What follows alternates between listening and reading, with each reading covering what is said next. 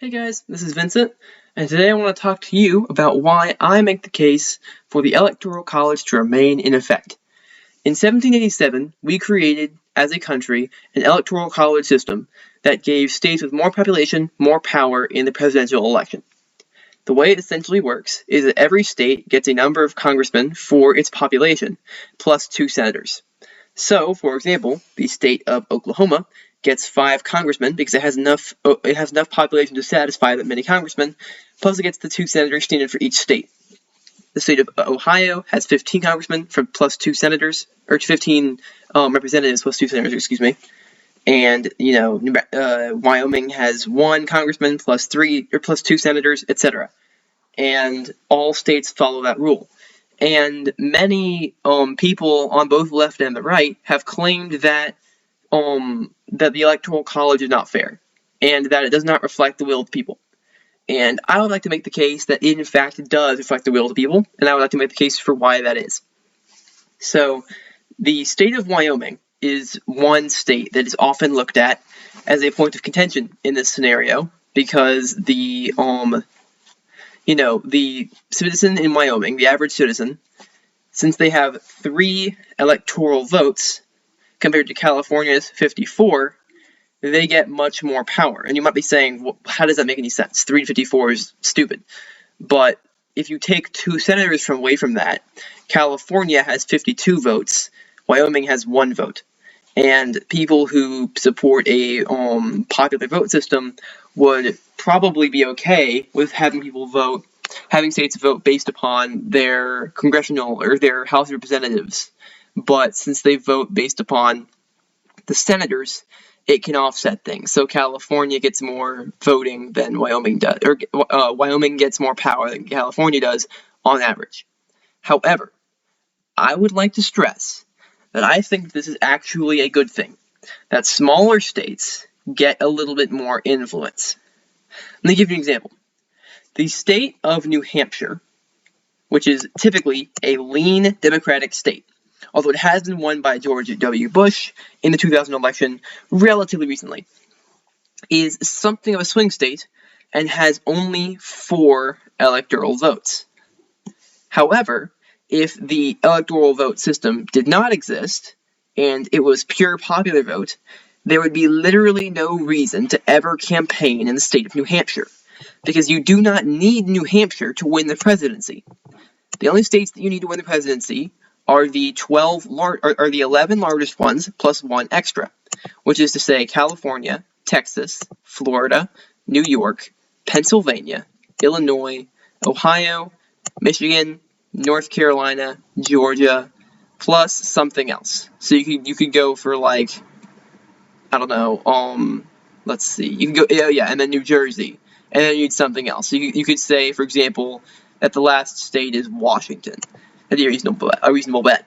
And with these 12 states, the party who wins them wins automatically, even if the other party wins literally everything else, which is a huge area of land.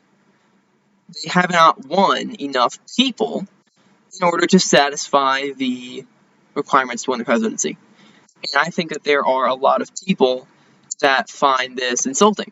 It was a similar thing to if you look at the situation before the Civil War, where the North could literally win all elections without the help of the South, where you see something like this, for example, where in the Civil War era, the North, they had New York, they had Ohio, they had Illinois, they had Missouri, they had large states that were really powerful. Massachusetts, Pennsylvania, New Jersey, those kinds of states, Virginia, that are very, very strong, and they didn't need the help of the South. The South could win Virginia and Missouri and still lose. So what that caused is this very sectional divide. And this is also possible in an this is possible in a scenario where only the popular vote decides the president, because these 12 states would have the most influence. I mean, I suppose it wouldn't be Washington, because Washington has 12. It'd be more Virginia, realistically. But still, it's the same general difference, right? You have this supermajority of 12 really powerful states, And if at any point there was a candidate that managed to unite all 12 of these states, the other 38 would be entirely unnecessary, which just doesn't seem like a good idea to a lot of people. I am one of those people. I think that the states with, the majority of the states should generally have a better chance of winning. Now, granted, if a candidate wins more states with more population, and they win the popular vote, and they're overwhelmingly the favorite candidate of the country, obviously they should be the president. You shouldn't overrule the power of the people. However, my general belief is that we are a union founded upon the unification of states, not the unification of people. Now, the states already have a people. That's the argument of most people who oppose the Electoral College. But my argument is we started as a confederacy of independent nations.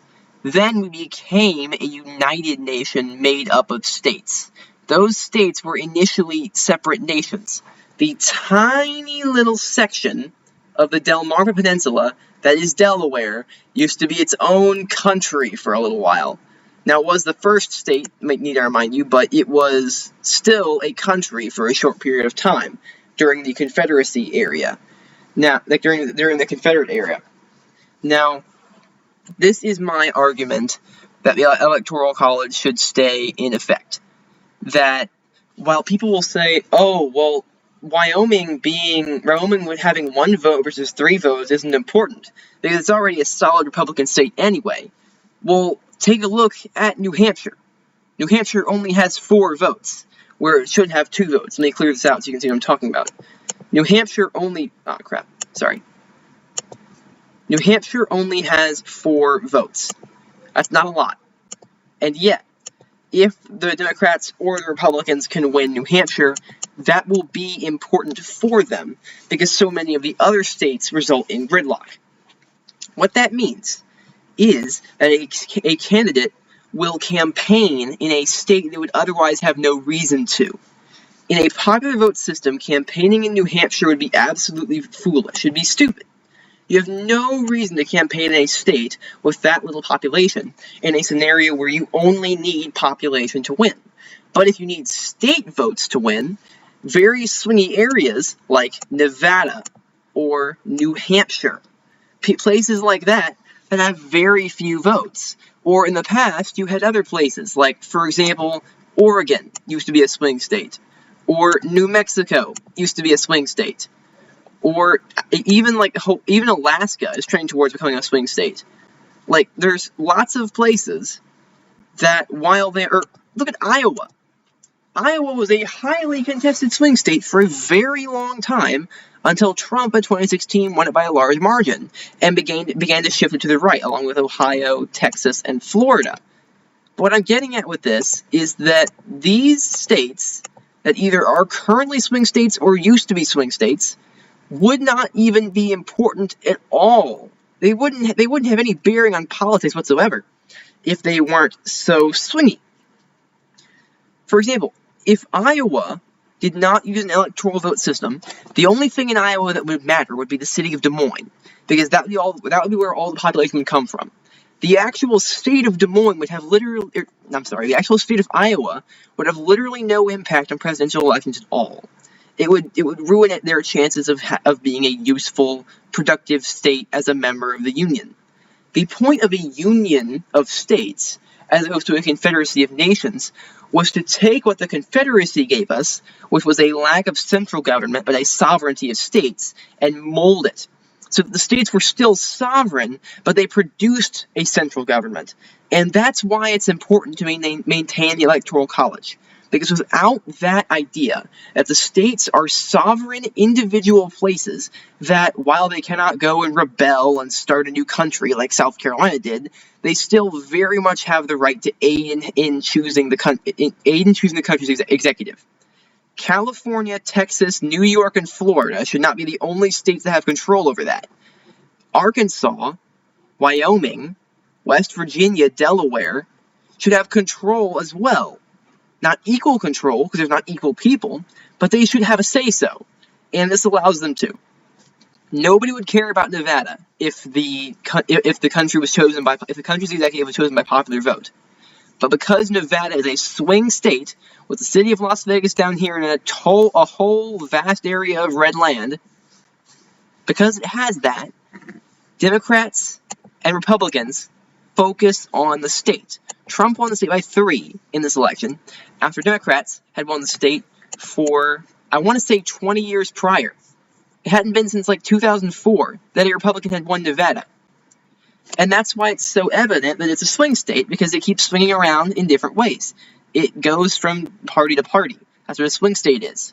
Swing states would be entirely irrelevant in a popular vote system, because you would have no reason to campaign in a small population state. There also be no reason to track any state polling at all. States would become completely irrelevant. The only thing that would matter would be the population hotspots in a given region. For example, Los Angeles, Atlanta, Houston, New York City, Minneapolis, Minnesota as well, I guess. Chicago. I don't know why I said Minnesota or Minneapolis over Chicago, but you get the picture, right? It's only the important, highly populated cities that would really have an impact. And I understand the argument also is that this helps Republicans. I don't think that's true, personally.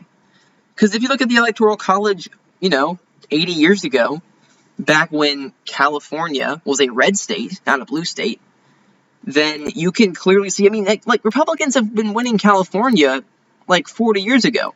I don't actually know if H.W. Bush. I don't think H.W. Bush won California. But I know Reagan won California. And I'm fairly sure that Ford won California too. I'm actually not totally sure of that, so I can pull up this handy-dandy little map here. Let's see if I'm correct on that. That was 76. So, yeah, Ford won California. That just goes to show you that it's not a safe bet to claim that, oh, this is a Republican-leaning institution, so let's get rid of it so Democrats will always win. Because if there's ever a point that Republicans start winning the popular vote most of the time again, and Democrats need the Electoral College to win based upon the will of the states, then they'll get sour about how they need the Electoral College back. So I think it's a much better favor to everybody to keep the Electoral College in. I think it's a similar thing to the filibuster, which is a policy in the Senate where you need a 60-vote majority. There are some Republicans talking about removing that, but I find it silly to try and do that. I don't see any reason to remove the filibuster or the Electoral College, because you have to use the assumption that at some point the institution will benefit you, and if it's hurting you right now, you have to understand that it may take a while, but it will benefit you later on. The Electoral College has been hurting Republicans for a very long time. Now it's helping them. The filibuster has been helping Democrats for a very long time. Now it's hurting them. So it's important to remember the grand scope of everything, that it's not all about this one moment. It's about, 40 years in the past, 40 years in the future. You get to look at the whole span. So yeah, that's the way I think about it, right? Like, just this idea that removing the power of the states, the will of the states, over the will of the people. Like, I completely agree, the will of the people is a very important thing. But I think, generally speaking, the will of the people is reflected in the will of the states. And if you look at, for example, the European Union is a great way to look at this, right?